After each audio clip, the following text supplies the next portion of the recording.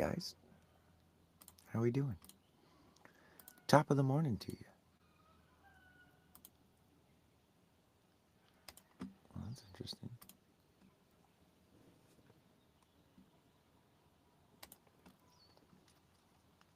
Who we got in here? No one yet. All right. Well,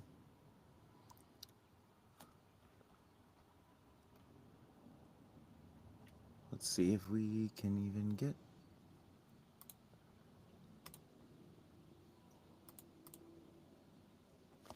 things going in here. YouTube. There we go.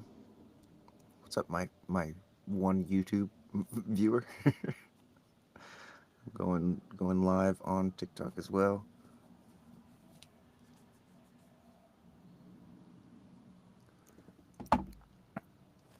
And I gotta get a USB to charge my phone.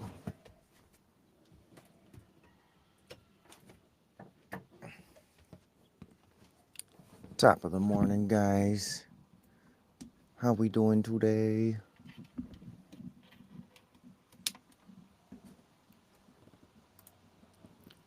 Oh, that's kind of cool. Anyway, let's see Instagram. How you guys doing? 5-1 projector in the house. What's up, homie? There we go.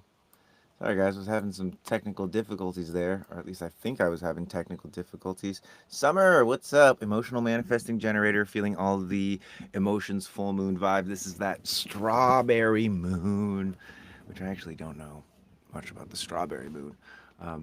All I do know, my strawberries are not doing well in my garden. It's very hot. Hi, Cindy. Eli, what's up?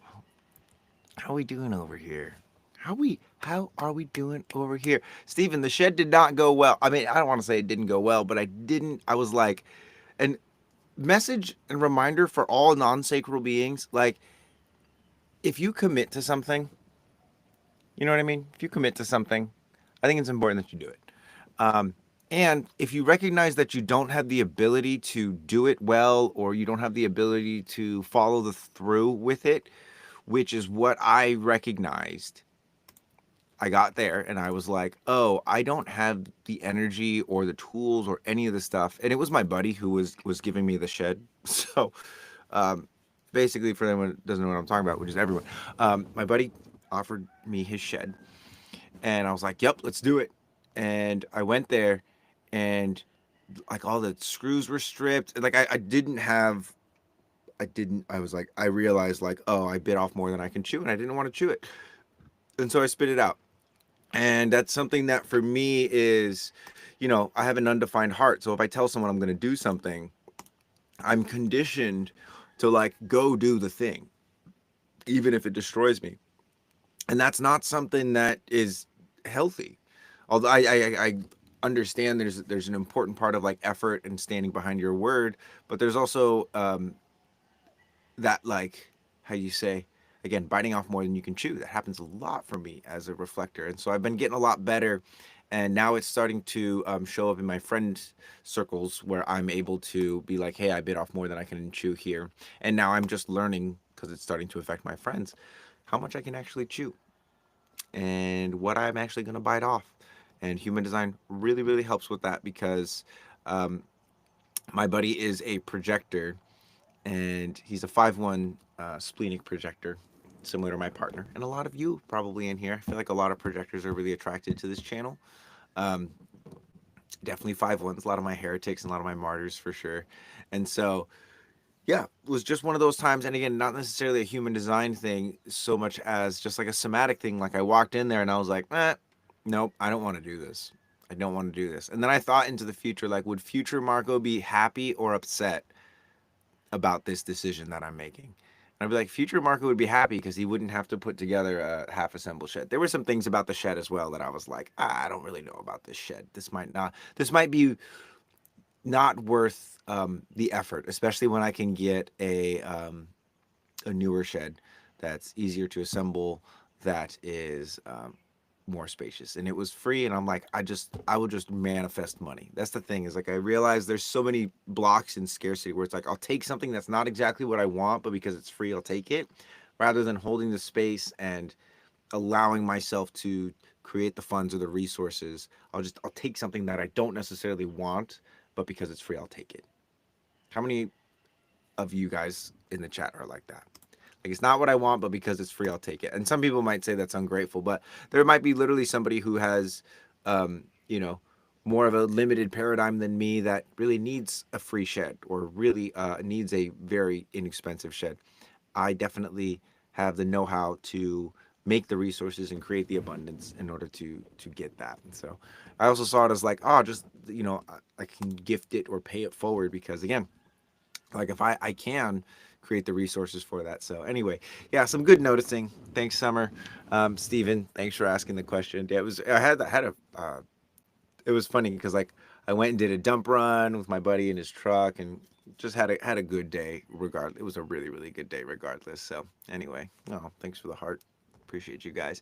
So anyway, anyone got any questions about their design or you guys know how this goes? For those of you that are new, my name is Marco. I am a 3-5 reflector on the cross of rulership, and this is my kingdom in here. I'm just going to literally help as many people as I can. So if you have questions about energy, Reiki, healing process, etc., feel free to drop it in here. If you don't know what your human design is, I recommend going and checking that out. Some of the things that are really helpful to get are the type, authority, and profile. 3-5 rulership. So for me, and in human design, there are four, how you say, points. It's kind of like your sun sign and your rising sign in astrology. It's your personality sun, your design sun, and your personality earth and your design earth. Being on the cross of rulership for me is really about listening, educating. It's about spreading the resources, and it's about literally being invisible. So it's like in the way that nature and the wind is this sort of invisible force. A lot of my uh, ethos or my incarnation is here to be able to like the way that gravity rules us or the way that the weather rules us in ways they're like these are like invisible forces that benefit us, and my whole incarnation is to point to those things. Like for instance, one of the things that rules us is pressure, and yet we never experience pressure. And so one of the things that I'd like you guys to try out here with me is puff your cheeks out like a chipmunk. Turn your head to the left, keep your eyes looking at the screen. Swallow, but don't lose the pressure in your cheeks.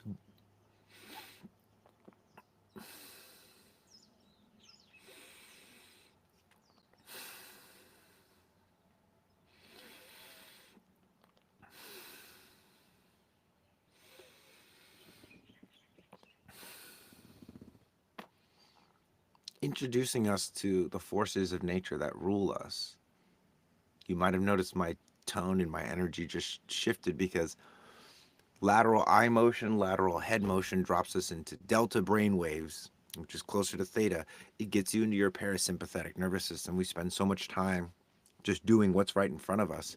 And so just even doing an exercise as simple as that. We'll do it on the other side. Puff the cheeks out. Keep your eyes on the screen. Turn your head as far as you can to the right.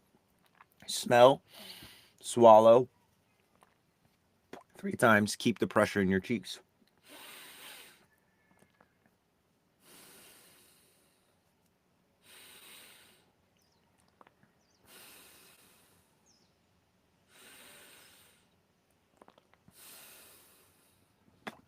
For those people that feel anxious or depressed or disconnected from their body or any of that kind of stuff, this is one of the most simple ways that you can connect with the body.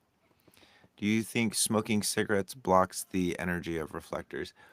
Not necessarily. I don't think it inherently blocks, but I think it very quickly becomes a block. Like I feel like as a reflector and a reflector that spent a lot of time smoking, there are a lot of emotions and energies and subtleties that I will be able to suppress with any kind of like smoking or any kind of like habit. Like I've suppressed sadness, I've suppressed happiness, I've suppressed rage with working out, things that are objectively healthy. And I've gotten to the point where, they're like experiments. It's like, why do you go to that instead of going deeper within yourself? And that's the real question, is like, is it this is a bus, yes, by the way, it's a bus. You probably recognize by the ceilings and the windows. But yeah, just to get into the concepts of substance and abuse of things, because it's like you can abuse your partner in overusing them for their utility and not appreciating them for their being. There's a lot of things. So needed this, a lot of physical symptoms come from not feeling like I belong anywhere, and they reinforce each other. Yes, it's and that will be a result. Like, the reason you don't feel like you belong anywhere, or sometimes when that comes up, is because your mind is like acting in areas that it doesn't belong. The mind is trying to control the heart rate. The mind is trying to control the digestion. What do I eat to be healthy? It's like, just listen to your stomach and your mouth and your sense of smell and your eyes and your ears. Like the things that animals use to determine what to eat, learn to use those instead of your brain. Do you use human design in regards to astrocartography? I've heard people say use your design and not birth date thoughts. I've never heard that before. That's really interesting. A lot of people, how you say, do that. Do that where, it's like, oh yeah, this because of this, like A plus B equals C, and therefore that. I've never heard the astrocartography using the design date, um, but that is interesting. Who told you that?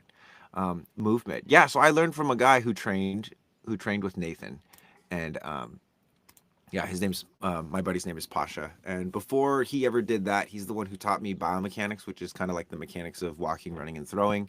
And the guy who taught him is Nadia Aguilar. But really, guys, this is sort of the whole point of our membership and our archive, is like, there are people that have external authorities and that embody these sort of archetypes of teachers, but literally the greatest teacher is your body.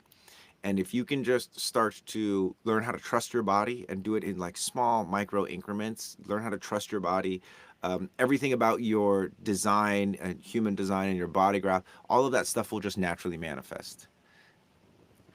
Do you think reflectors can grind as others? So I have definitely grinded as a reflector, but it's like with reflectors, it's very important to like recognize the season. And again, even though you have fully undefined centers, it's so important to recognize that still have a sacral, right? You still have a solar plexus. You still have all of these centers, and we created a membership, my partner Pasha and I, to give people an opportunity to learn about, like, for instance, pressure,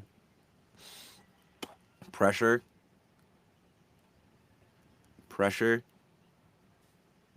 There's a lot of places that our body is going to hold pressure, and it's like describing a haircut to someone. Like, it's better if I just show you how to do it, or you just watch me and make the mistakes yourself. Big third line vibes. She says it's because the unconscious energy body that affects where you're living, not so much the conscious. Lavina Archer said that about astrocartography. Yeah. Again, it's like, a lot of people are going to say a lot of things. Um, and how often are you having conversations with the stars? Because and this and your body. Because again, that's where I get into this gripe, because some things, just because it works doesn't necessarily mean it's true. It might work for another reason, aside from the obvious one, because there's too many factors, again, for our brains to sort of like track. And that's why it's like, you either have people that are embodied with physical and spiritual awareness, or you have people that know a lot about astrology and know a lot about spirituality, and there's a spectrum, right? And we're all on there. Both are necessary, but I tend to go for the embodied ones, because I've been around people that have the knowledge but don't know how to embody it, and I can't stand those people. And again, maybe they're good for other people, but for me, definitely not good. Yeah. But back to the grinding as a reflector question, it's like, yeah, that's something that it's very seasonal, and it, like, I really have to have a strong motivator, and in order for me to actually grind, like, it needs to be trackable, it needs to be, and this is also like my left facing variables saying this, but I also typically have found that grinding is more helpful when there's a partner involved, which is, I got my buddy's spleen, sacral, and solar plexus to work with. He fills me up quite a bit. His name's Pasha, which you guys see him all the time in my stories and in my feed. My gut whispers, but then my mind always takes over. Yeah, so it's like your gut. We just need to make your gut. We need to teach your gut how to scream, which means like literally CC Ridge. You might just have to like get okay with screaming or being really loud. I don't know. Again, I'm just reflecting.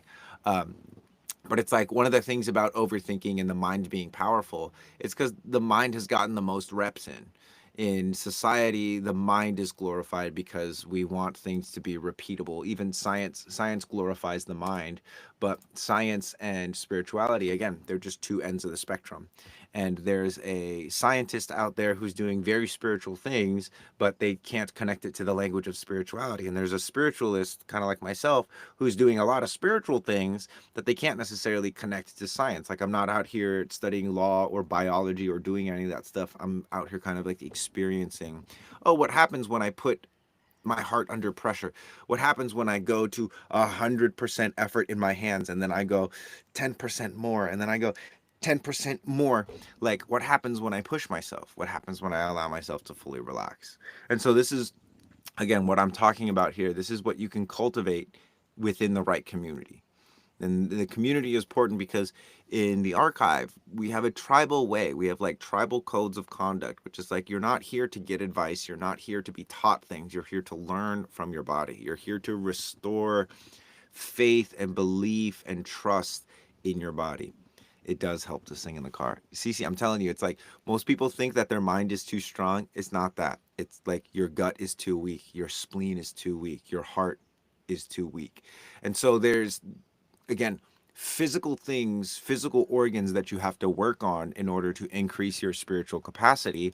But of course, a lot of the spiritualists or the new age psyop, whatever the fuck you want to call it, they just don't know it. They don't, like, they literally don't know it. And that's why when you see people online, a lot of the people, especially that have a lot of influence, because people will always choose, the general people will typically choose a convenient lie over the inconvenient truth. What we're training people to do in the archive is to tolerate the inconvenience so that you can actually be living in truth.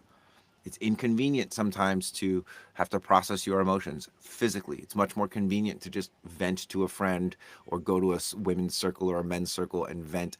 And I'm not saying that those aren't helpful, but there are things that there are ways to actually process emotion, for instance, just in this example, and then there are ways to bypass processing emotion. And unless you're like sobbing and crying and all this stuff, a lot of the mental processing is complete and utter bullshit. The video posted about getting out of your head and into intuition, what's that called? So that's called a sacral calibration.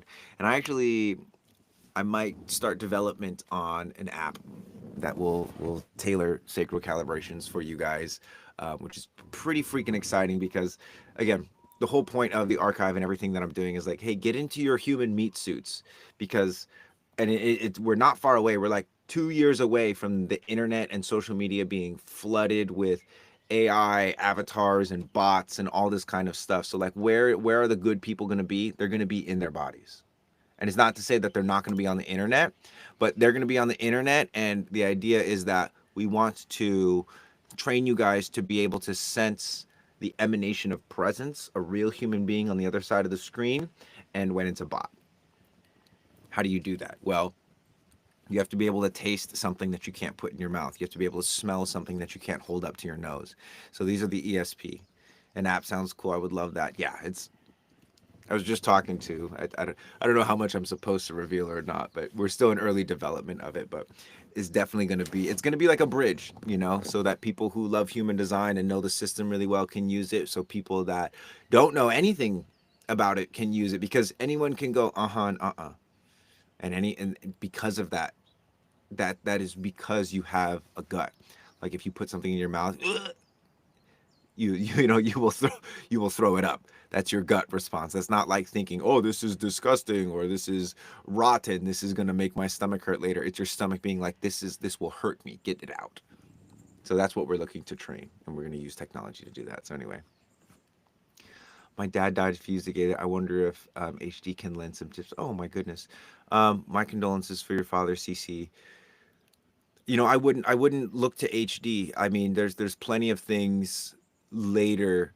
I would ask you again what you're feeling, and probably because we were talking about singing in the car, like according to human design and according to just being a human being, like if you don't process and grieve, I would say grieve in terms of, I don't want to say this. I don't want to say don't look online or ask for help.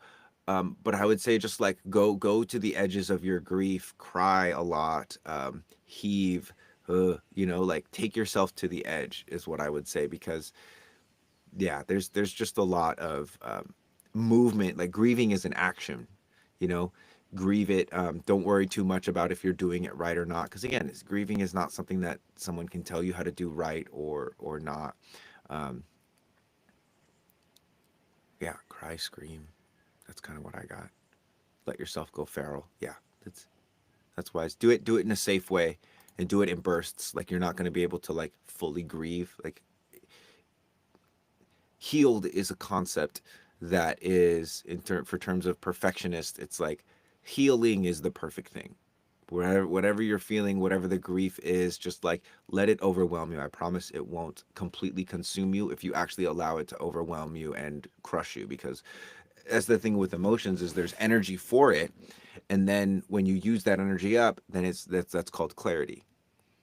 When you feel source for the first time, you can recognize it, and when it's not being channeled right, which is like there's a lot of people online, in my opinion, that are like, they're doing like the ASMR Reiki and stuff like that, and like I know people like that, and not to say that they're not helping people, but it's like this is like a nice distraction from the fact that your heart freaks out anytime you take a deep breath. You know, I need some help. I want to break up with my current boyfriend, but I love him so much. Why do you want to break up with them? Yeah, I appreciate that. Once I get home, I'm sure it will hit me holding it together now. Yeah. And again, also, I would advise like holding it together is not a bad thing. It doesn't mean you're suppressing it. As long as you like let it go every now and then, like holding it together. And I think this is something that is highly uh demonized by the spiritual community, is like, oh, don't hold it back. No, learn to hold it back. Learn the difference between like, I'm holding this, get strong, I'm holding this, and then know when a safe place is to let it go. Not in front of this person, not in front of this person. Why? Because they fucking suck. Why? Oh, because my mind wants to label me as like being a good person, and I should be vulnerable with this person that I don't inherently feel safe with, but that makes me a bad person. No, fuck that. No. Hold it. Don't tell this person. Don't let them in. Sorry, that was that was a lot. But yeah, so like again, grief, the exercise of life, like not necessarily like use it to become stronger, but again, tap into that inner authority. Your inner authority knows a lot better. Your mind is really trying to like make sure that this person thinks it's okay and make sure this person thinks it's okay. And that's not a bad thing either. It's great to have contextual awareness, but most of us are habitually conditioned to care more about contextual awareness. Does this person think it's a good idea? Is this the right way to do it? Then we care about the actual experience and the feeling of it. He goes, Rena says that was helpful. Oh, yeah. And the thing about love, too, because I was in a relationship once where I was really like, I want to leave you, but I love you. And one of the things that I realized is like, if I really love this person, wouldn't I want them to be with someone who really, really, really wants to be with them? That was one of the things that actually allowed me to let go, because I was like, you actually deserve to be loved by someone who really, really wants to be with you, and I also deserve to be with someone that I really, really want to be with. And so, in taking up space in each other's life with this sort of like 90% in but 10% out, how am I living my life? That's where else does that show up in my life? There was a lot of reflection in that one. I miss Maui and all the grounded folks there. Oh, mahalo, CC. And blessings. Also, I'm gonna be saying some prayers for you next time I get in some water. All right, guys, I gotta go pee. If you are enjoying this live, please do me a favor, share the live, like the live, whatever you can. Definitely sharing the live really, really helps. I'm gonna go pee. I'll be right back.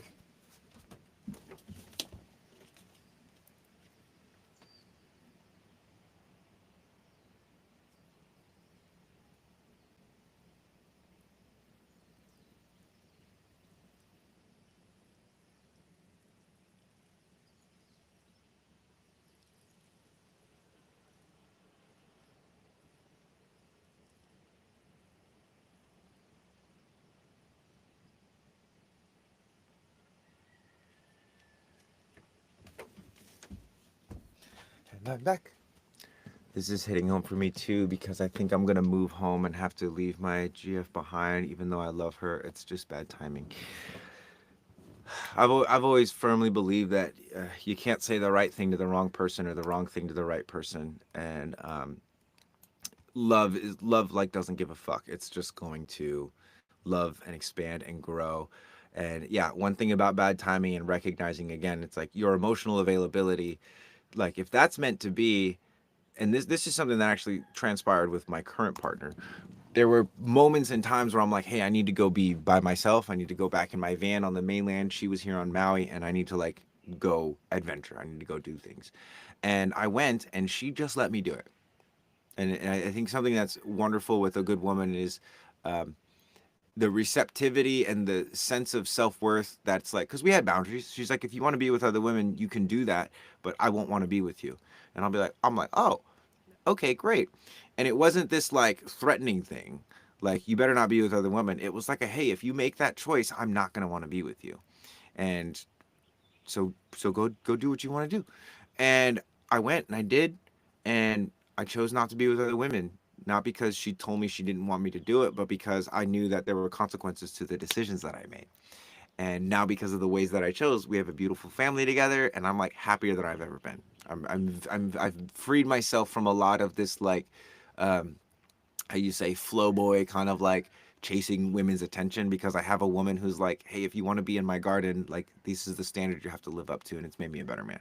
But yeah, I would say in terms of relationships, again, if it's meant to be, it will be. Yeah. Shit, I missed that. Oh no. What'd you miss? Being a projector 5-1 has been a journey and is a journey, of course, of not pushing and waiting for invitations. And one thing to projectors and anyone that has to wait for anything, what you're really waiting for is a response in your body. Like as a projector, you're not just waiting for somebody to recognize you, you're waiting for the recognition to land. You're waiting for your spleen or your solar plexus to have a response, like your solar plexus right here softening, your spleen sharpening, being like, oh, I can like put my energy into this. You're looking for somebody to create a space for you that you actually want to jump into, because there's plenty of invitations that projectors will get that are not for them. But because they're getting an invitation, they're like, yep, I'm going to do it because I got an invitation. Finally, someone recognizes me. But if you're not aware and able to track the sensation of your spleen opening up or soft or relaxing, like maybe your spleen is really calcified and it's just really sharp and cold and it needs to like relax. Maybe your solar plexus is really soft and it needs to tighten. And so and the idea is that again, these are not metrics. We can't plug you into a system and measure your frequency. I mean, people can do that, but again, such a huge fucking distraction. You already have that technology in your body. You just have to learn how to trust it. You have to start working with it. And one of the ways you can start working with it is doing like really, really simple stuff. Like head turns, smell, swallow, cool stream of air. Don't dump the pressure. Smell the other direction. Swallow, cool stream of air. Don't just cool stream of air. Simple, simple stuff. It's so simple though. A lot of people are going to be like, nah, this can't be the answer. The answer has to be more complicated. I'm studying nutrition, but not understanding how to help people gain weight who can't no matter what. Right. Because it's typically a defense mechanism. Their metabolism might be too, like, again, there's all these metrics that at the end of the day, you your feelings and then the way you actually feel. Like some people might want to gain weight, like they're already at their ideal perfect weight, but because they think they need to be like bulkier or something, And it's 100% about the nervous system. And that's the thing about the nervous system is, in terms of the nervous system, the authority is the nervous system. Because check this out. Let's say you have two people walk into a room and the room is objectively unsafe. Like there's glass everywhere, there's people fighting, there's people brawling, you know what I mean? I already said that. Two people walk in. One person has a regulated nervous system, one person knows how to fight, the other person doesn't.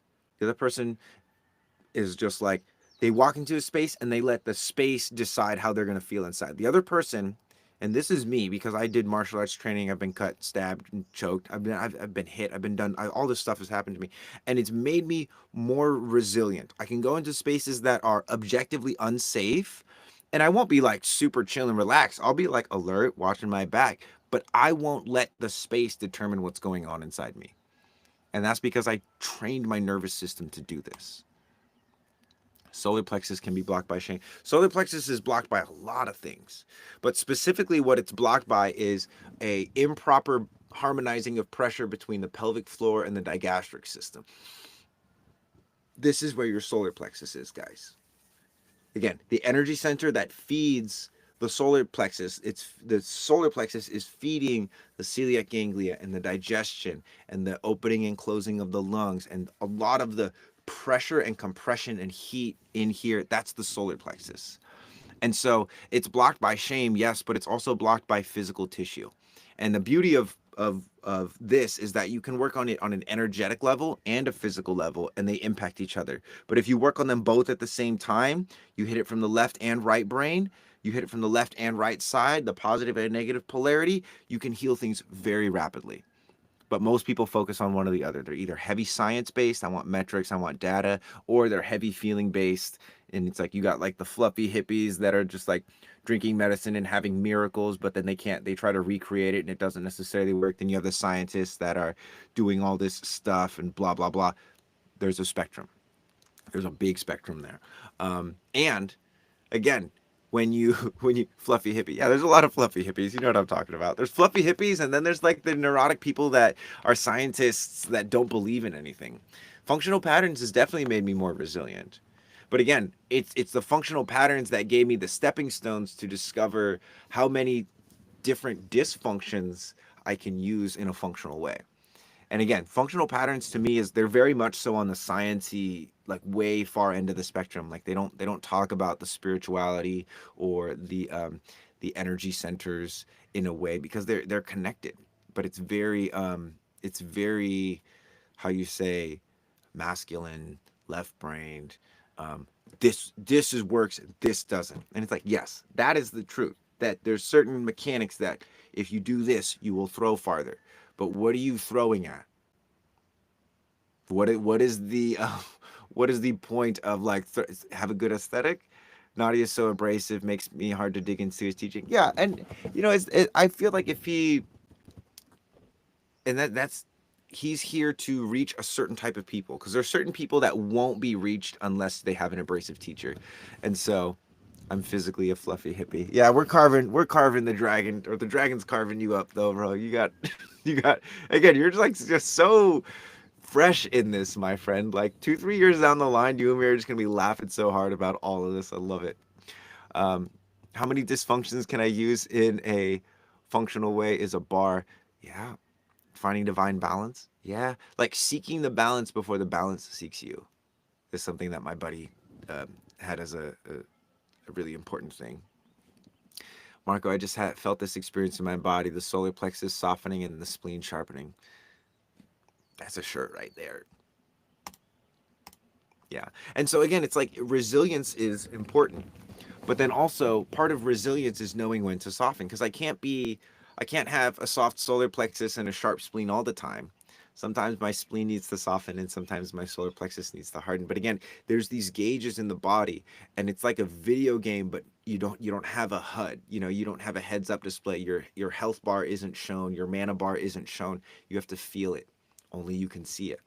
And so the mind freaks out with this because it doesn't want to be caught in delusion, which I totally get. It doesn't want to be someone say, an expert come along, and this stopped me a lot from sharing my message. is like, oh, what if an expert comes along and disproves the things that I say? It's like, well, Marco, then you look at what the reality is and you adjust accordingly. That's it. Human beings, we're here to adapt. What does it feel like for the spleen to soften? Just to compare, like literally dropping into your parasympathetic. So something that we can all do right now, drop into the parasympathetic state of being, is simply look to the left, grab this muscle right here, turn your head back. Now trace your eyes along the horizon. So you're going to smell your eyes to the left, all while massaging this muscle. Swallow, exhale, come back to center. Smell your eyes to the right, swallow, come back to the center. See how far you can get your eyes as though you're trying to look behind your head without turning your head. Swallow. Great. Other side. Look to the left. Grab this. This is called the SCM, by the way. I don't know the names of all the muscles in the body, but I know what happens when you push them and touch them and stuff. Smell your eyes to the right. Swallow. Exhale. Eyes back to center. And if you can see how my eyes are kind of moving smoothly, go slower than you want to. When you're at the top of your inhale, you should be as far left as you can. Swallow. Exhale. That will soften your spleen. Because the reality is, if you are being chased or your spleen needs to be active or sharp, you're not going to have time to be able to do this because your hands are going to be busy fighting or doing something.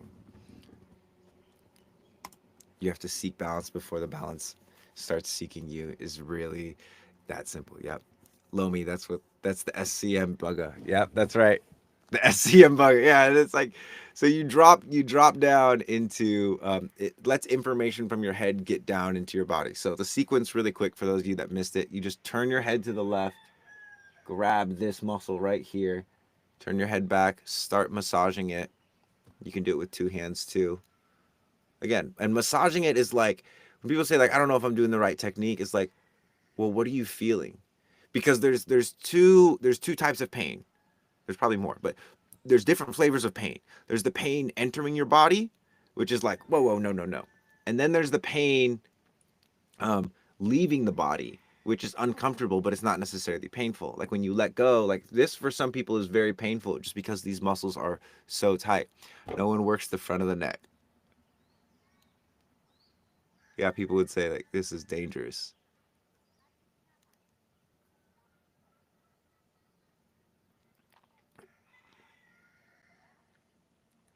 And it's like only if you're trying to like heal your trauma in one night, my friend. You know, it's like there's a lot of these things that it's like if you can just get far enough to get into the next day while feeling less anxious. People are like trying to solve anxiety that they're gonna have in the future, and I'm like, dude, that's what do you? That's like kind of ridiculous, don't you think? You don't even know if you're gonna feel anxious in the future. Why are you gonna assume that? But anyway, it's yeah, it's a beautiful thing, the body. Again, there's so much technology in the world, but literally the greatest technology that we have access to is our physical bodies, and they're fully underutilized. That's why we created our membership. It's called the Archive. 37 a month, 333 for the entire year, and like we're literally just here to give people a place that is going to show them a lot of exercise like this, but teach them how to activate the body as a piece of technology, so that you can use anxiety rather than be crippled by it, so that you can leverage your fear and develop courage rather than be hampered by it, so that you can access your emotions as a point of truth rather than distortion, so that you can actually, the mind can actually be used what it's for, which is so much more about the external world, not like fixing yourself, but actually solving problems in the external world. It's a good time we have here. So, okay, so question. I'm a body worker and I just got the splenic hit to spend a few months on Maui. Wow, big jump for me. I wonder what it will, wonder if I will work or what will happen for me there. So Maui is a powerful force. It's a lot of water energy. And oftentimes I find that when people come to Maui with a certain intention, usually Maui shows them what she wants to show them and they either accept it and they shift and magic happens, or they don't and they just get ripped on, huh? Study Lomi while you're there. Yeah.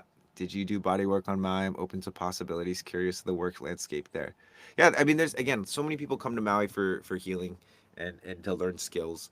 The question is right is like, of course, can you like listen? And because once Maui starts talking to you, and there's a lot of like again just like fluffy, transient, ungrounded, floaty energy here, which is kind of beautiful in its way. Uh, but yeah, you just got just have learn to discern that. Which Samantha, I have a feeling you'll be pretty good on that. It's very tempting though, I tell you that. Some of these hippies are like really fun. I lived there before COVID, studied massage, and worked in the hotel until they closed. Oh yeah, that was a good time. COVID, low key. Um, during the lockdowns, Maui was like vacant, and waters were running clear that had run clear for a long time. Places started to like it was just like a really beautiful rest. Um, and yeah, yeah. There's a lot of there's again so much magic for anyone that's willing to listen. Anyone that's willing to listen coming to Maui and be respectful because this is like a force.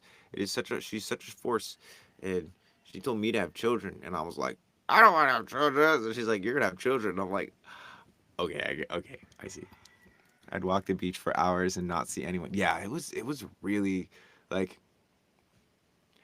I appreciate the fact that I was able to be here during that time, and it was like kind of eerie because it was like, wait, where is everybody? But then it was also like so peaceful because this is a concept I talk a lot about. Is people often confuse boredom with peace, and vice versa. When your body starts to regulate itself, when your system starts to like actually calm down, a lot of times your mind will register it as like, oh, we don't want to be bored, we don't want to be unproductive, we don't want to be lazy, and so they'll get on their phone and start scrolling and call it research, or they'll get busy doing something. And one of my greatest challenges to this day still is like accepting the boredom and not going to my guitar so I can learn and be productive, not going, on in my community and like I have time for that. I set aside time for that kind of stuff so that I can just like be bored or drama. Yeah, some people stir up drama. I feel like the people that equate drama with love, this highs and the lows. Dude, that is heavy. It's like it's funny too because it's like a lot of the time drama and love are intermingled. Peace and boredom are intermingled because of our brains and our morphic fields that we've created. Like they're intermingled. Um, but again, yeah, you develop the sensitivity in your body to know the difference between like, is this love or is this me volunteering myself to be the bad guy in somebody else's story? Oh, shit. Okay. How do I unvolunteer myself? Do I need to wait for an invitation? No. No. You just have to stand in the decision that you make. Decision's a fun word too. Decide to cut away. A lot of people will make decisions, but they didn't really make a decision. They just said that they made a decision. In reality, they put the scissors down because they want to see what happens if I threaten to cut this away. It's like, dude, if it's cut, it's cut. Cut it away. Learn the consequences. You learn a lot faster by failing than you do by planning. And that is definitely something that I've learned. It's taken me many years to learn. Many years. So anyway, if you guys are enjoying this, please share the live, even just like going down there, clicking the share button, share the link. The algorithm will throw it to more people. Tap the screen if you can. One thing that I found that's really helpful, because I go on live sometimes to watch some creators on here that I really like, instead of tapping with your thumb, because this is what we would call the radial line. This is very fight or flight, sympathetic nervous system, focused front body. Practice tapping with your ring finger and your pinkies, because this ulnar line here activates a different part of the body, side body. That's more parasympathetic. That's more like rest and relax. Ra says we're not nine centered until 2027. Do you know why? Essentially, it's like our solar plexus, the part of us that processes emotions, is upgrading, as well as our G center and our heart. Like our societal systems and our emotional systems, they're not like sovereign yet, if that makes sense. They're still in the we're all one, and they're still in the what's good for you is good for me kind of energy. We're further differentiating by being nine-centered beings, and that has to do with our emotional health and our physical health having their own centers, and then in terms of the heart center splitting into the G center and the heart center. It's basically a separation of like the material world and the connectivity that we feel in the material world, not necessarily needing to be reflected in the energetic world. So what that means is like we're just becoming more diverse. It's like a submarine that can go into the sky as well.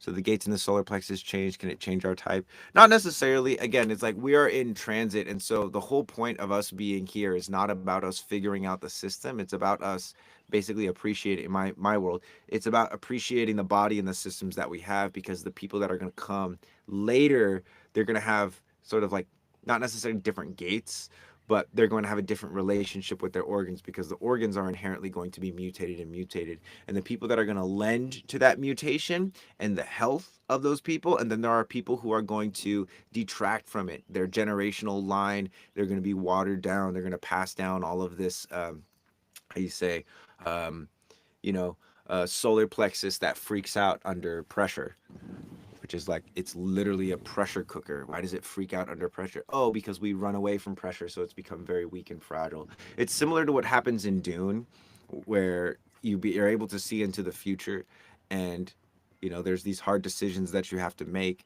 and if you can't make them because you've just coddled yourself and you've always made the safe decisions, then you're kind of SOL. But anyway, what's helped you grow the most? Honestly, like eye exercises, because like the X pattern on the eyes, opening up into the X pattern on the face, opening up onto the X pattern on the neck, X pattern on the body, exploring the dynamic of the eyes and being and starting to like look at things. Like I'll read over here, or I'll use my phone and I'll use it over here. Right. So just getting out of and really the reason why is like I didn't realize how much I was locked into forward facing, just like ventral focused stuff until I started doing eye exercises. Any advice on creating videos? Want to speak authentically and find community but fear the exposure? Oh, dude, Joe, the obstacle is the way. I was also very afraid of being judged, but I really wanted to connect with people. And so I created a simple strategy. Like I picked something that I loved, which at the time was human design, and I made the same video for 28 days. And eventually I started going live, and lives terrified me because I didn't want to say anything or be controversial, or I didn't want to put myself out there because I didn't want to get taken out. Um, but when it comes to creating videos, it's like just make the same video over and over and over again. Like I talk about like three things if you really break it down. I talk about the body, like the physical body, and how to connect it with the energetic body, which is the second thing that I talk about. And then the third thing I talk about is sleep token. I just love sleep token. The third thing I talk about is just like boredom and life and just being weird and unique, like etymology. And it's branched into so many different forms of content, but basically it's like I just want people to remember that their body is more advanced than the piece of technology that they're holding in their hand. That's like the main message. And also that when it comes to the apocalypse, or when it comes to life, your body and your ability to tolerate the thing that's in your hand and properly utilize it is going to be more useful than having the latest piece of technology. And I say this because I have a lot of pieces of technology. I got like a camera with a gimbal on it. I got like a 2024 or 23 laptop. Like I have a mixer over here. I have really expensive microphones, which you can see here on TikTok. I have a lot of gear. But I've noticed that there's a part of me that wants better gear, and then it's because my body, I'm not using parts of my body. So it's like before I get new microphones, I train my ears. Before I get a new guitar, I do my hand. Like I make sure my body is at a level that justifies the upgrade in the physical. I learned what a cry for help is yesterday. Oof. Was trippy that it didn't come from a sensation in the body, but there was a certain muscle in my palm and fingers spazzing out for hours. Ooh, feels so good to do in the elbow bite. Yeah, interesting. You say, oof, it was trippy that it didn't come from a sensation in the body, but after there were certain muscles. Oh, I see what you're saying. So you had to cry for help, and then it like rippled in your body, and that's how you knew you were kind of like integrating it. Yeah, I love it.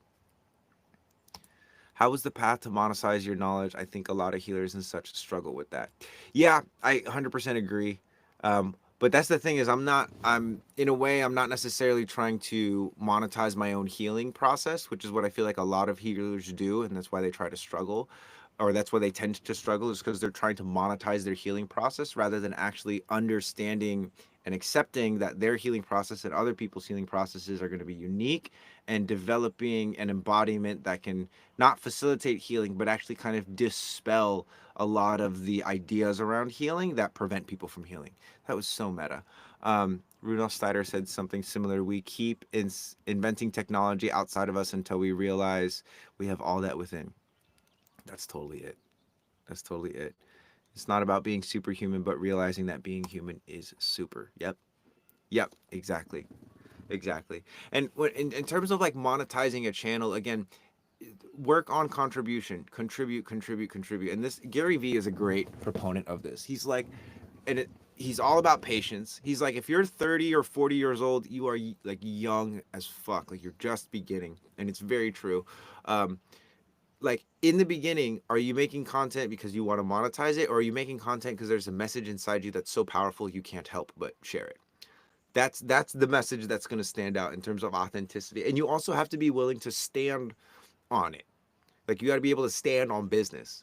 Like I'll stand by the results that I get, not because I want to make money, but because these results are helping people improve their lives. They're helping people, chase their dreams as a singer. They're helping people become better, calmer moms so that they can raise their children and protect them from their abusive parents and that generation. It's helping people get over all kinds of like self-depreciating thoughts. And the reality is like I'm not here to facilitate that for you.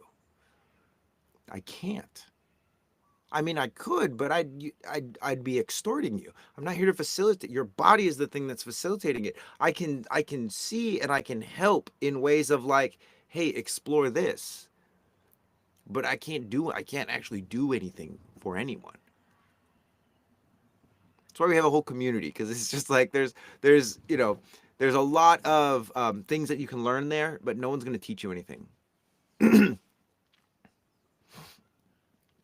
GPT, like the AI.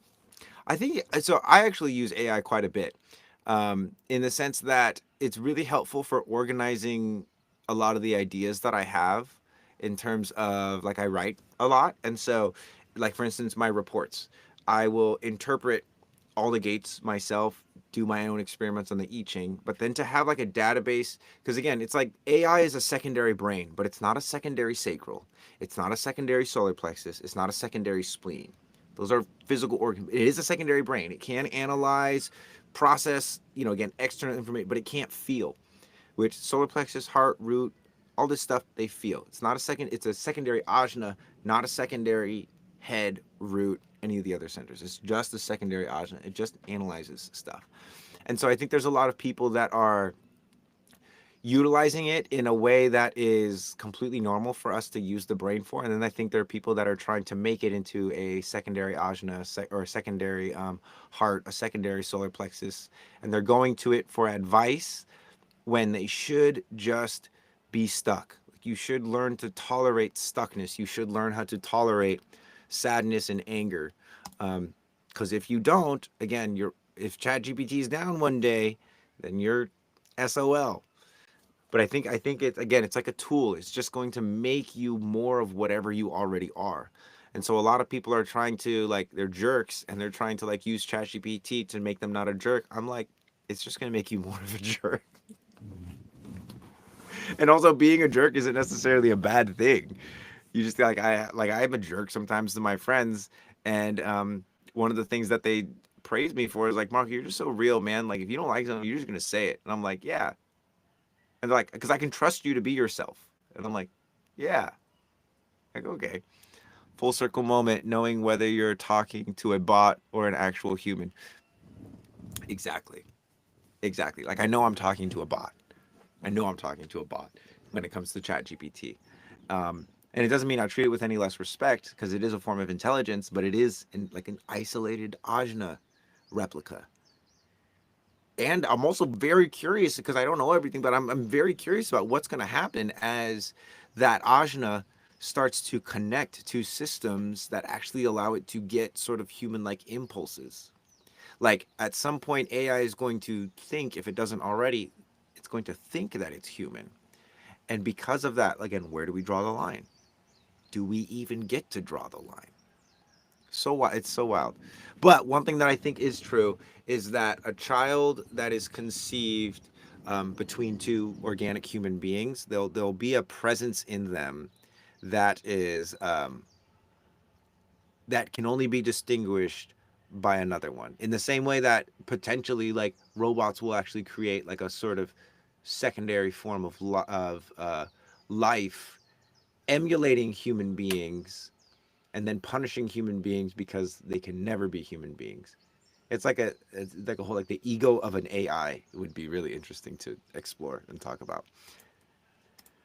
I know people using it as a therapist and it seems strange to me. Well, again, it's like you use a therapist to like get a secondary set of ajna on you. If a therapist says, "Oh, you shouldn't feel this way, that's not healthy." Fucking again, a lot of feelings that we feel are technically unhealthy. Technically, like rage and sadness and anger are unhealthy. Oh, here's some techniques to like, you know, so you don't feel so angry. It's like, dude, if you're angry and you don't feel the anger in a healthy way or in an unhealthy way, if you don't feel the anger, it will build up inside you. It will corrode your liver. It will destroy your kidneys. Like it will attack your anger will attack you. The anger is meant to be channeled. And even like war and violence and all this stuff, it's like people look at war and they say it's bad and they're like, oh, we want peace and blah blah blah, but it's like this is in us. This is in us. It makes it's very, how do you say, the hubris of like, oh, peace is better than war. It's like, yeah, I get that, but how do we do that other than like feeling the shit that's inside us? What's a healthy way of processing anger? Violence, like safe violence, like processing anger for me. I'll fight. I'll get and another great way is like nature, like tilling up the land. Like anger is like this for me. It's like this boiling energy. The energy wants to be directed. I want to shout at something. I want to like penetrate. I want to destroy something. But there's ways to like again destroy the earth with a pickaxe, till the soil. Why do you think it is that people deal with so much more repressed anger now? Because we have big Tonka toy machines that will stir up the earth. We don't have to stir it up by hand anymore. Enter the anger problem. Do you think feelings go in a loop? Can we get stuck in a feelings loop? Yeah, I wouldn't call it a loop. I would say a true, genuine feelings loop is just like layers and layers and layers and layers to get to the truth. What you're talking about is probably mental loop of like I should be. Like what people say that it's like I should be over this emotion by now. I should, I shouldn't be feeling this emotion anymore. But it's a spiral. Yeah, it's not a loop. The mental can go into loops though, because again, the mental is trying to make sense of a pattern. You guys watch Ergo Proxy anime? It's like this topic. I will look that up. I love anime.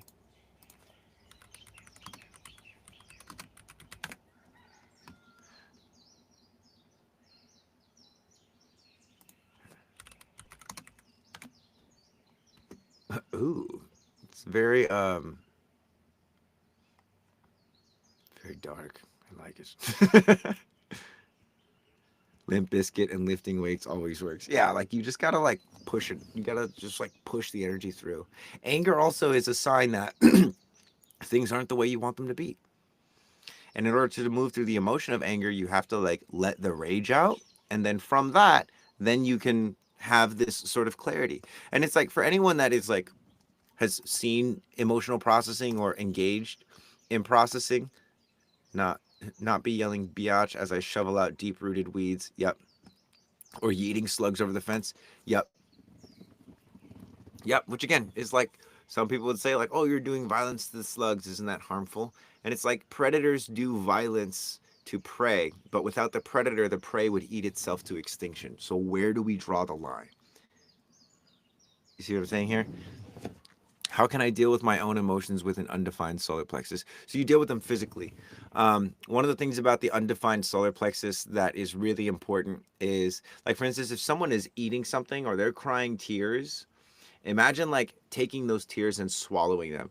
That's typically what people will do with undefined solar plexus. Is they'll try to help people as a way of bypassing their own processing. But this is the solar plexus.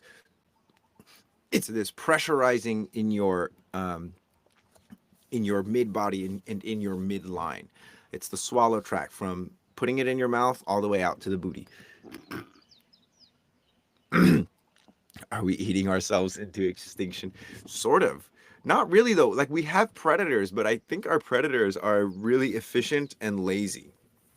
Like, it's like there's panthers on Maui, and these cats, like, they're not apex predators anymore because there's just so much food and the food is so easy to get. Like, it's like almost like they're being raised in captivity. Oh, my cucumbers! The slugs get evicted. Yeah, no, I'm definitely for, again. There's a level of rage and anger that if you bottle it up, it just becomes more and more and more. And so the violence that you want to commit, and I'm saying, I say it in a healthy way of, like, there's a healthy relationship to be had with violence that prevents us from being domesticated and turned into cattle. And that, I think, needs to be directed towards the earth, in the sense of, like, again, working with the earth, working with the land, swinging a pickaxe, swinging a shovel, and destroying so that you can create room for creation. And again, where do you draw the line between that and, like, a quote unquote, you know, race war or something like that? I'm not here to, like, take sides, because it's like, who, what?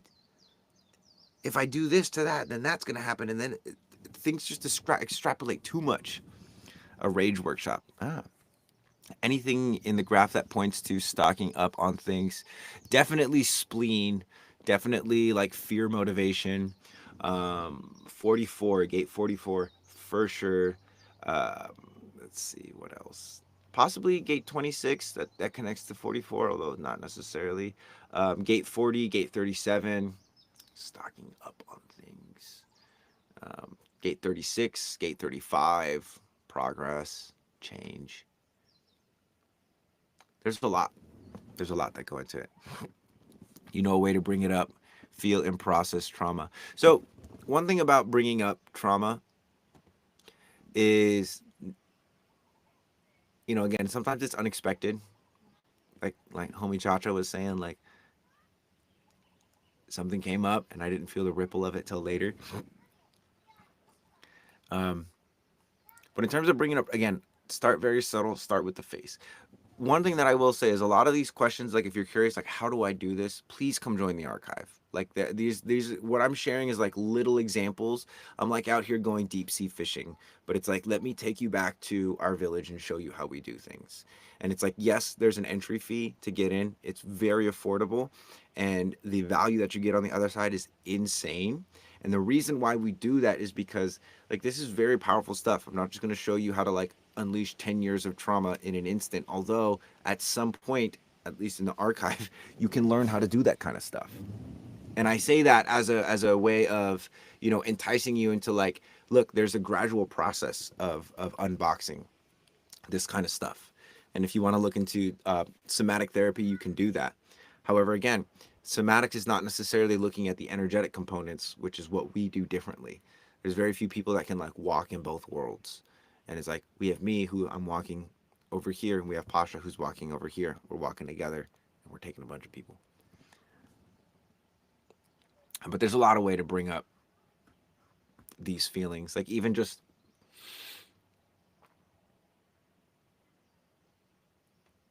puffing the cheeks out, smelling, swallowing, and driving your head as far to the left as you can. Like, do that long enough and something will come up. How do you soothe yourself? That's a real question. Is, are you bringing it up so that you can heal it and integrate it into your body, or are you bringing it up because you want to get it out of your body?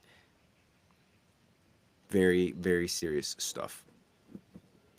What does a healthy fear motivation look like? Um, Good question. I don't have fear motivation. I have guilt motivation. And so in the relating, I can say that it's very future oriented in terms of like thinking about the future and making sure that you're going to have things that you're going to need, in the sense of like, what is it that you're afraid of happening?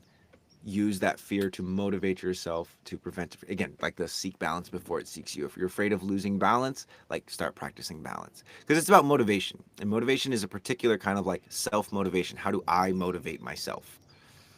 And yeah, and it kind of is like, yeah, survival, in the sense of like fear is like more future oriented versus need, which is what do I need now? Do I have everything I need now? That's more motivating you to accumulate more of what you need. Fear is looking more so into the future and what are the fears that I have. Um, so Malik, those are called variables, which are sort of like the architecture of your mind in human design. So the body graph shows us the body, the physical body, and then the variables show us the mind. What does it mean to have observer? So you're here in the beginning to be observed. Everyone's looking at you. And then as you approach 30, 40, 50, you're going to be observing more so. Thank you. You're welcome, Samantha. And again, this is like one of the things about human design that I love and despise is how precise and accurate it is, because we have to remember that the I Ching, the Kabbalah, all these systems went through a lot of translations. Ra was a dude, a human being. And so, not that I'm trying to invalidate what Ra is, Ra put out there, but that I'm saying that we can all have our own experience with the voice, with through the body, through the physical body. Like I wonder how things would have been, and I actually don't know. I should investigate more of this. But if Ra was a martial artist, would the voice have moved through him differently? Because I sometimes get that feeling of, if the voice were to move through me the same way that it did through Ra, what would the outcome be? And I genuinely believe that it's the archive. Like the reason I'm building the archive and building a community is because there's this force moving through me that's like, Marco, bring people together. Find the ones that like actually want to be in the fire and that can sit in the fire and sit in it with them. People observing my innocence, just in general. Again, trajectory is like where you start off and then where you end up.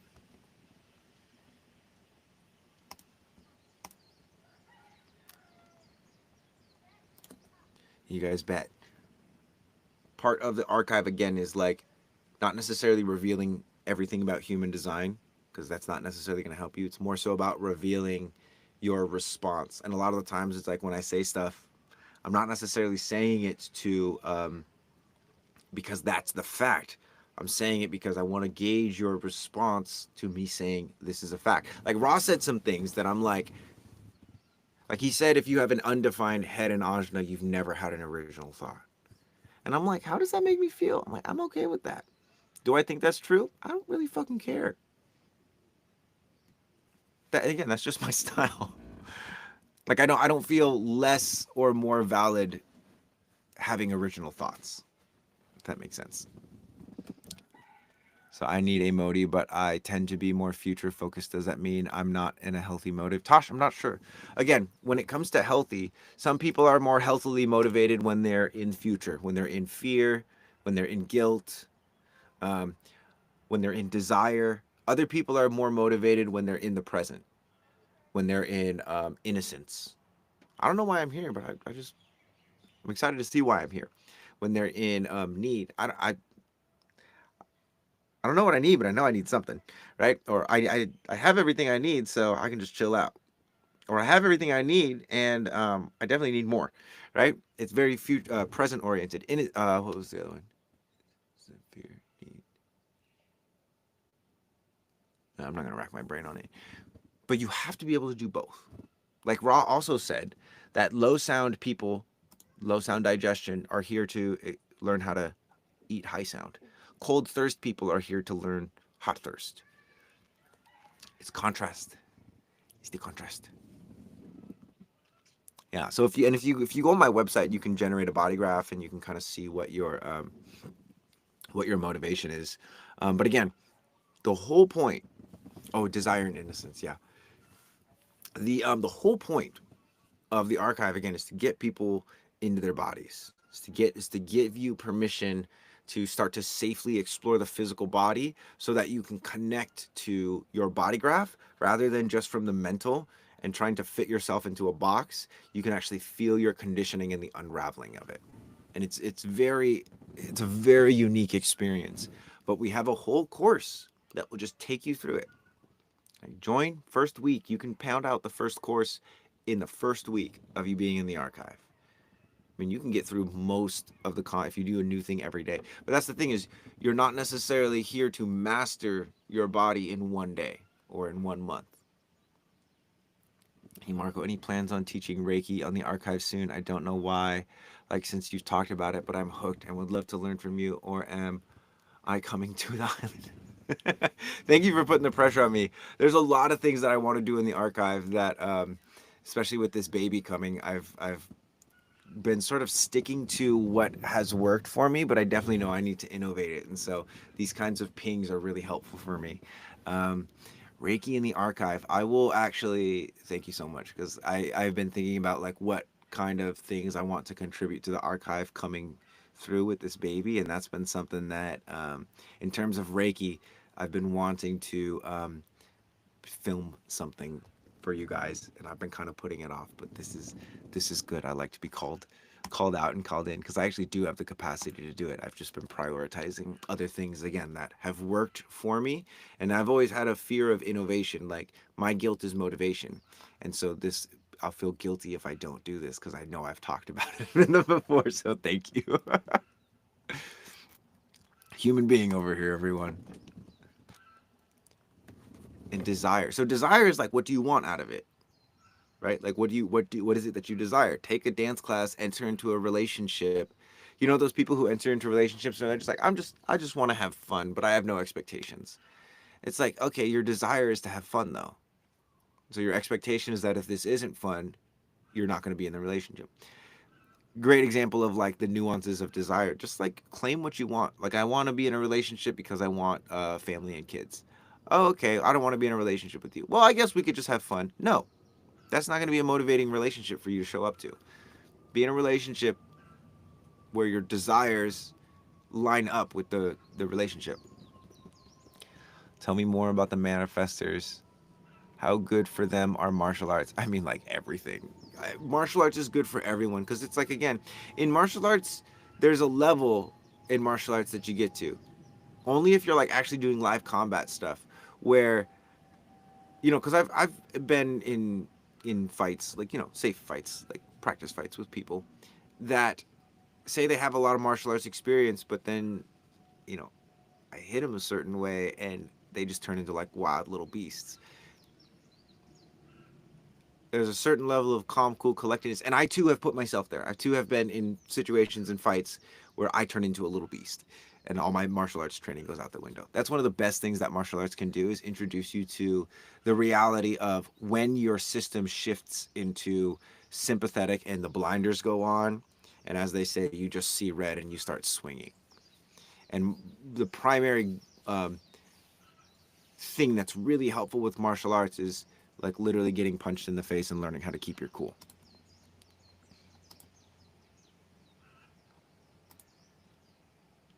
Yeah, I can't wait. Thanks, Well of Creation.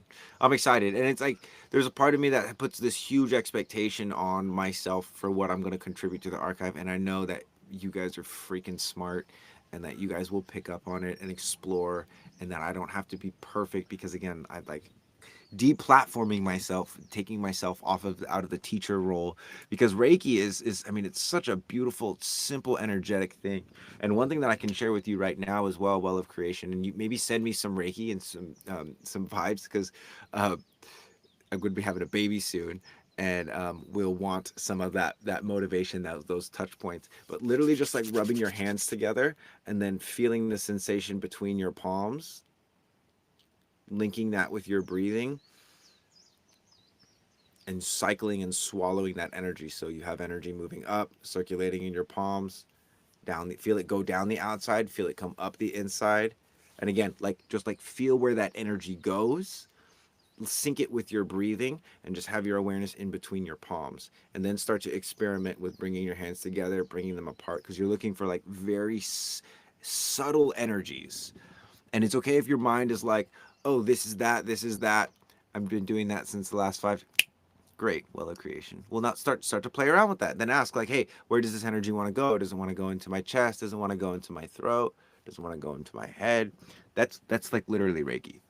And again, I will make some more like instructional videos for that, but I just wanted to give that to you. And again, it's like, and this is the hard thing, is like, how do I make videos where I'm not teaching you things but you can learn? It's like my human gets in the way so much. But anyway, yeah, much love. I mean, don't manifestors connect with their power when practicing martial arts? Not necessarily. I would say definitely the manifestation of like throwing a fist is helpful, but I think just human beings in general connect when they're in their bodies, or they disconnect when they're in their bodies. Like for a lot of people, the body is not a safe space. And the only reason it's not a safe space is because they never spend time there. They spend more time online, in video games, in social settings, in identities, as opposed to their physical body. And so, one of the reasons why martial artists are typically like very calm, cool, collected individuals is because they get punched in the face and they feel safe in their body. They might be hotheads and all this stuff, but they know how to keep calm in situations, and some of them, a lot of them are drinkers, and they distort it. They use martial arts to cover up a lot of their feelings of non-safety, I guess you could say. It's the style you give breadcrumbs that makes me want to learn it from you. Oh, thanks. I appreciate that. And again, I'm like, are you okay with breadcrumbs? I mean, I'm not charging you for like a full-on cake, I would say. So hopefully, yeah, I'm glad to hear you're okay with the breadcrumbs. I think martial arts taught us to disassociate better. You mean associate? But it can help you to disassociate, because there's certain times in a fight where I've had to disassociate my feelings from my body. Like, Marco, you can't get emotional about this because you're in a fight. You have to be in your body. But again, it's not something that you train with. You do, I guess you do train it with your mind, but in the moment, it's like you have to integrate it. It can't just be something that you like, oh, I'm deciding I'm going to do this. It's like you decide you're going to do something, and then you go test it, and it doesn't work. And you're like, okay, I'm going to decide to do it again. Test it, doesn't work. It's like you got to keep going. You got to figure out that type. You got to figure out that you got to figure out how to make that click. That's the beauty of it. We love the breadcrumbs. Great. Excellent. That's what I got. I'm a reflector, a 3-5 reflector on the cross of rulership. Tips for projectors. I said this earlier. I don't know if you were here, but it's not just about invitations. It's not just about recognition. For a projector, the most important thing is that one of your organs, particularly your inner authority, resonates, or all of your organs resonate with the invitation and recognition. One thing I hate to see is when people talk about human design projectors as though it's like, oh, if you get an invitation, like that's all you're looking for. You're just looking for someone to invite you. And I'm like, nah, dude, if your spleen invites you to leave, leave. If your spleen invites you to go over to talk to somebody, go talk to them. You're not some like helpless thing. You just have different energy. Like you have unique, undefined energy. And so the lack of definition, you're going to try and make sense of it with your mind when you were built to make sense of it with your physical body. To me personally, to disassociate is to not listen to the pain. I mean, yeah, right? Like build a tolerance. Yeah, exactly. Pain tolerance. But it's not just pain tolerance. You can also create emotional tolerance, which means you have to be in the throes of emotional battles. Mental tolerance, you have to be in the throes of fiery mental snaky debates. Physical, you have to be in the fire of combat. Definitely need to look into that. Yes. You reflect the energy that was thrown on your right. I tend to do that. But then I also will, like, if you throw, like, for instance, if you throw a hard punch at me, one of the times I'll throw the same punch exactly as hard as you threw it. And if you get pissed off, I'll stop and be like, hey, that's how hard you hit me. Is that how hard you want to hit me? Is that how hard you want me to go? Usually they'll be like, "Oh, can we go like 10% lower?" And I'm like, "Yeah, sure." So feeling confident enough to be able to stop the fight as well. Or I could also get triggered by the hit, and I could be like, "Bro, that was too hard," and they're like, "Oh, blah blah blah." But it's like, no, there's a game to be played, and there's levels. There's levels. Different ways to initiate.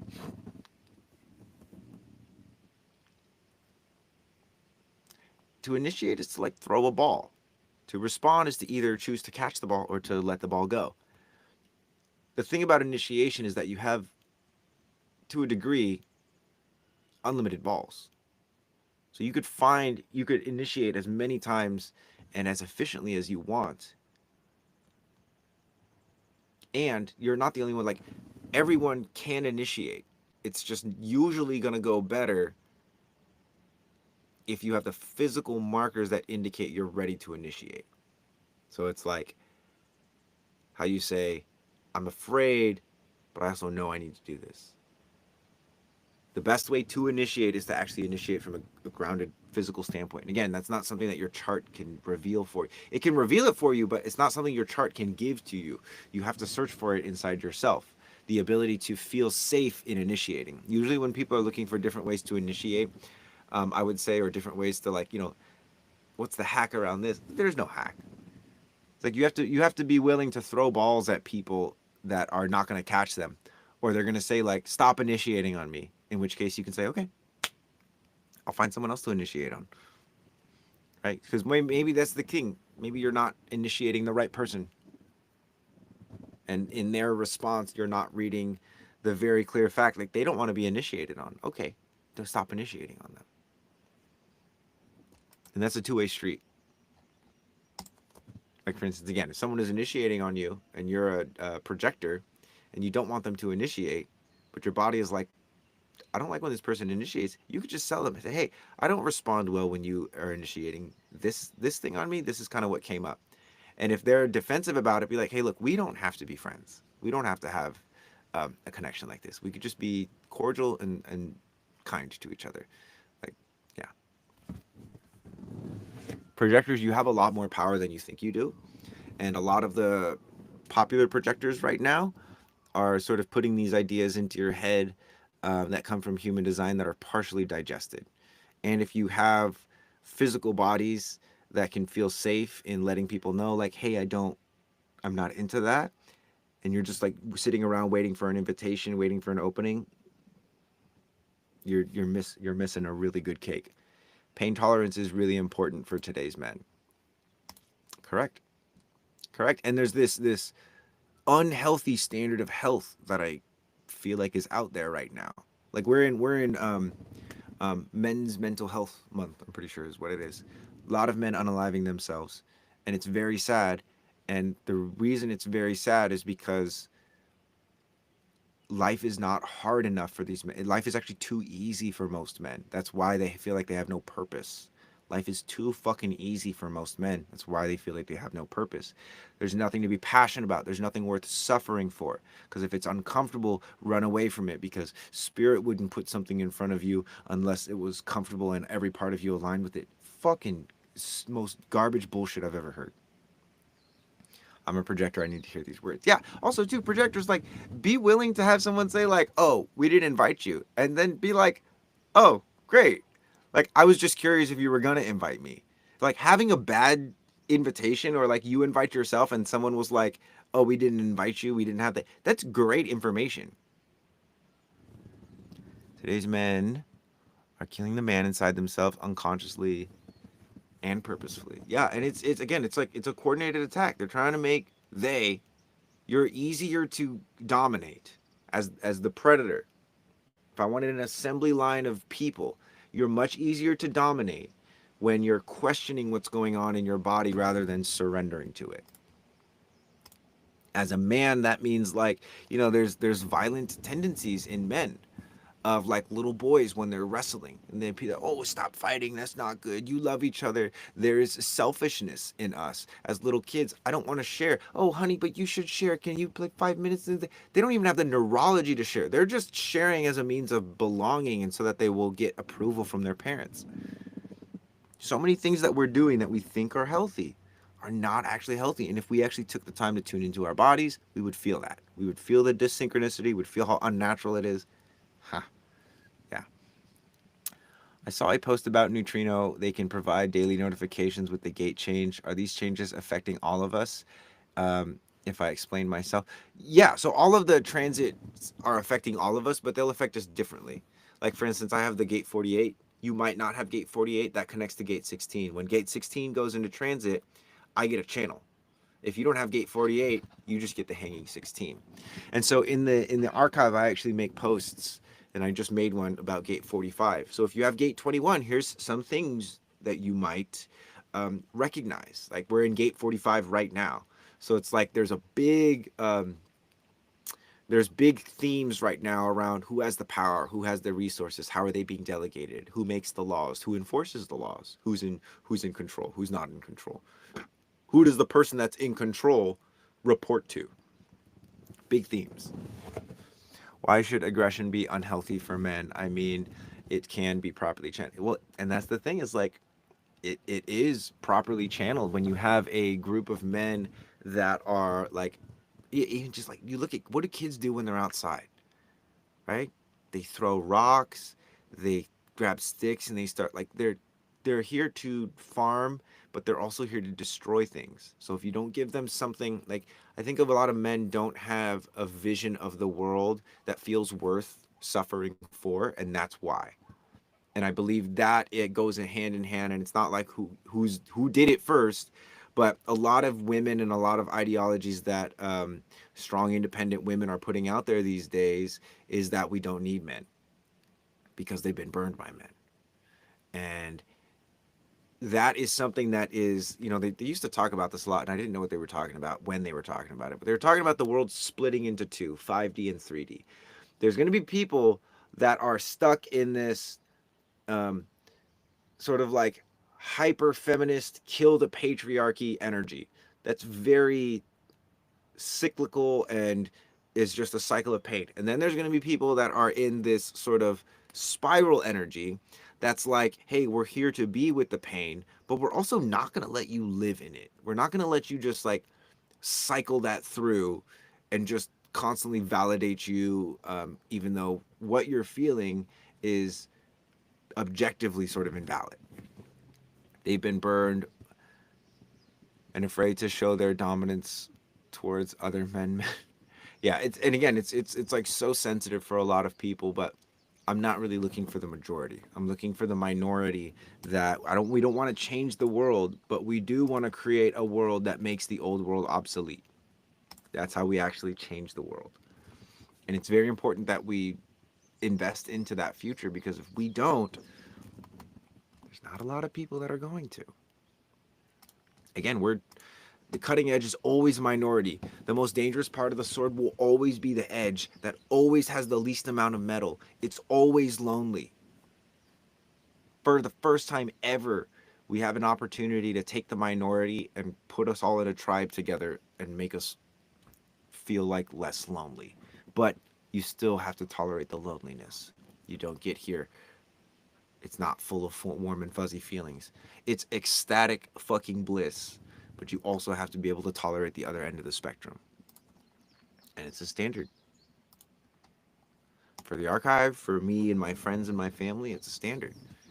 I've had to reject people. I've had to kick people out of my tribe because they don't stand up for the truth with a capital T when the truth is put right in front of them. And until you learn how to hold your standard, and until your nervous system can feel safe telling someone, hey, this is the seventh time I've had to ask you to take your shoes off. You obviously don't respect my house, or you don't have the capacity to respect my house. I'm sorry, but I have to ask you to leave. Like, I'm sorry because I love you and I'm sad this is happening, but these are your decisions and your choices. If you don't live up to my standard, I set a boundary. And sometimes I don't have an opportunity to set that boundary. And so I set it to the earth. I say it to a tree. I say it to a rock. And I vent the anger. Like I've been working through a lot of my own anger these past 2 years with a handful of specific people. And there's a bunch of like land that's been planted because of it. I've like planted trees. or picked weeds or cut down cane grass with my anger. And I've also injured myself a handful of times doing it because I was expressing more anger than my body could actually hold, and I like cut my toe or did too much and hurt my hands. The more pain a man can carry, the better man he is. And it's like it's this wild, right? It's this wild dance between healthy and unhealthy, good and bad, light and darkness. But yeah, like I don't see what else is worth living for than being able to, as a man, than having the tolerance to be able to like shield your children getting stabbed in the back and beat up and called names and all this stuff, and still be able to smile at your kid and be like, it's okay. This doesn't hurt as much as it looks like it hurts. Like compartmentalizing pain, and then by myself just like sobbing, crying, or with my brothers sobbing, crying to them. Because I do think that there's a healthy place for community, and I think also isolation and being able to hold pain on your own as a man is very, very healthy. Like I've had times where I'm like, oh, I want to call my bros, like I'm really moving through it. And it's like, no, Marco, just like see if you can do this. See if you can do this, and if you really feel like you can't do this, call on your bros. Okay. A lot of the times I can do it. A lot of the times I can just like handle it on my own. And then I tell my bros about it later. And then it comes up later. And I realize, oh, they're asking me a question and it hits, and I'm like, oh, actually, really, I didn't want to go there, but I guess I have. I'm there now. Anyway, it's unhealthy for one to run away from their fears. Or men with low pain tolerance. Yeah, low pain tolerance is like low testosterone. Again, life genderfies as a gift for diversity. And when one gender attempts to be another gender, or when one form rejects its form, that's like quite literally the Luciferian experiment, is to cut yourself off from the source, which is like no tree can grow to heaven unless its roots reach down to hell. That's right. Young. And it's like even like the young Freud kind of contrast is such a cool um, tightrope or balancing beam to walk. Because Freud is like, we're all just like violent sexual creatures. It's like, yes. And it's Carl Jung's like, oh, there's goodness in us, and that's the core of who we are. And it's like, yes. It's like, how can those both be true? Well, because I'm holding both of them inside my body. I can't explain it. And that's where philosophy, I think, um, fails us, is that philosophy is attempting to be the entirety of life experience, and but it's not. There's deeper stuff to it. So, anyway, guys, I'm getting close to the end here of my ropes. Just want to say thank you. I don't know why this was such a small, intimate live, but it feels like I was talking to a lot of people. I must have definitely done some work. What's the transit? Exclusion, of course. Is it bad for one to run away from their inherent nature? It's not bad, but it does have consequences. So I'll read the transit to you guys because this is kind of comical. The ability, when excluded, to take whatever measures are necessary to dissolve the antiquated form and accept even humiliation to achieve inclusion. The instinct to find a way to be included in a material process. Or an aggressive and often violent reaction to exclusion, the expression of frustration when not included in a material process. These are labeled as exaltations and detriments, good and bad, but literally it's this or that. You're either going to change yourself or you're going to get angry at the thing that tries to change you. There's consequences to both. And the more that you accept where you're at with, oh, am I inclined to, change myself to be included, or am I trying to change the thing that I want to be included into so that I can be included? Because it's not a straightforward answer. Sometimes the system needs to be broken by people who feel excluded. Other times, the people that feel excluded need to go the fuck somewhere else and find somewhere where they can be included. It's not a straightforward answer. Your mind can help you, but only to the point that it's going to be accepted by others. For anything else, for what's actually good for you, you have to learn how to tune into the wisdom of your body. Ogana. Okay, so I have this urge to read into my ex's body graph and our chart combined to learn more about the relationship. But I'm thinking I shouldn't go back to that chapter of my life because it was so hard to get codependency. What do you think? So immediately, Ogana, when anyone mentions their ex and wanting to like learn about it, especially if they're like they're new, uh, I would say, yeah, stay out of that chapter for a little bit. Again, your mind is attempting to like create connections or opportunities or bait as a means of taking you out of the experiment. So that's what I would say to that. Feel free to post the question because, again, do whatever you want in the archive. In that sense, post the question. But my counsel to you would be to, if you intuitively, like, what would you see? What would you be like looking for? And before you start to look for it, consider the impact that that has on you and then double down on exercises. Like, for instance, what do you think the center was most conditioned by that last partnership? Before you look at the composite, don't look at it yet. Ask your body, which center, which part of my body was affected most, and then spend a week doing that, then look at the composite and see what happens, because you might end up in a different center by the end of that week.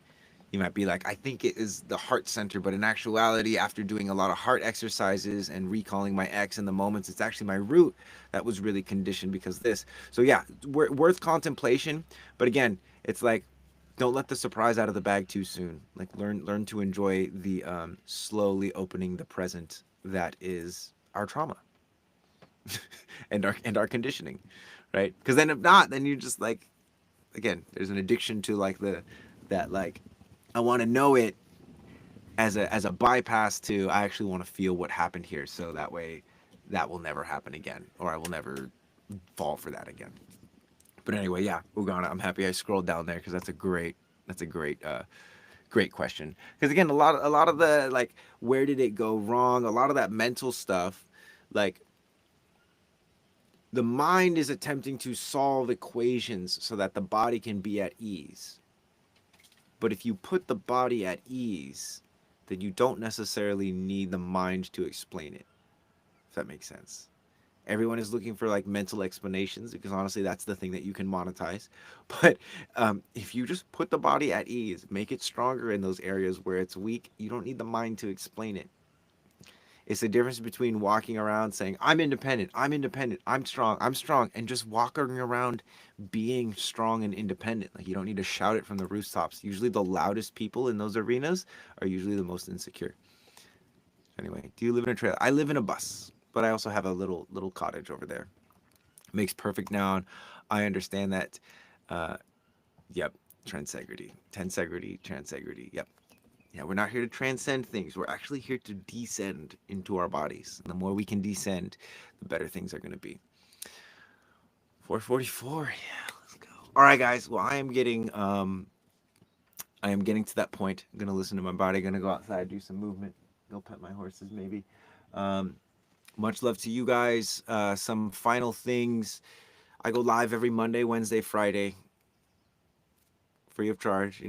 Come join. If you are in the archive, you are able to use these lives, sort of like some of the people you guys see me reading off screen here, who are paying members of my community, where I can see their body graphs. I can like go into a little bit more details, and there's a different level of connection that I have with them. I'll speak to them in a way that is just a little bit different, and it's because they've given me permission to. Because part of what this aggressive sort of activation of internal authority and manifesting your internal authority, sometimes it requires somebody like me to be like, stop trying to rely on the external authority, stop trying to rely on me. And so I get to like, thank you guys for letting me like slap you around a little bit. But what I'm saying is, like, these are the office hours for the archive. So Monday, Wednesday, Friday, 9 a.m. to 11 ish Hawaii Standard Time. I paid but haven't set my profile up. Set your profile up. Let us know you're in there. I'd love to hear from you. Um, there's that. The archive again, $37 a month or $333 for the entire year. It basically goes from 37 a month to 27 a month if you pay annually. Um, and the point of that again is to help bridge the gap between what you see in your body graph and your physical body. Like we want you to have what the body graph reveals living in your body so that you feel safe using your strategy, so that you feel safe going into your authority. Essentially, if you break it down, it's a lot of nervous system regulation, it's a lot of hormone balancing, but it's not like take these items and do that. It's like getting the muscles and getting the organs to activate the pharmacy that's inside your body. It's not about putting things in, it's about using what's there so that you can know, smell that, yep, I'm going to eat that. No, not going to eat that, so that you can have an actual autonomy like you were designed. Animals have this. They smell something, they're like, nope, I'm not going to eat that. Why? It's going to give me indigestion. Or like, I'm going to eat this, but that's grass. Yeah, but I need the minerals that are in the grass. Or I need to throw something up, like dogs, right? They'll eat grass when they're sick because they want to purge something, or they'll eat dirt. Kids do that too. They instinctively smell some of the minerals in the dirt that they're not getting in their food. I digress. Talking over. Check out the link in the bio if you want to check out the archive. I also have reports, one-on-one sessions, relationship sessions, business sessions available in my calendar. All that stuff's on my website. Neutrino Design is my piece of human design technology that I love the most. Link for that is in the bio. And yeah, love you guys. I'll see you next Wednesday. Also, we have a class in the archive. We have 2 live classes a week. One of them is today in 2 hours. So more than enough time for those of you that want to experience a live archive call happening in 2 hours with my buddy Pasha, my best friend. And yeah, love you guys. I'll see you next Wednesday, or for some of you, I'll see you on the call. Catch you later.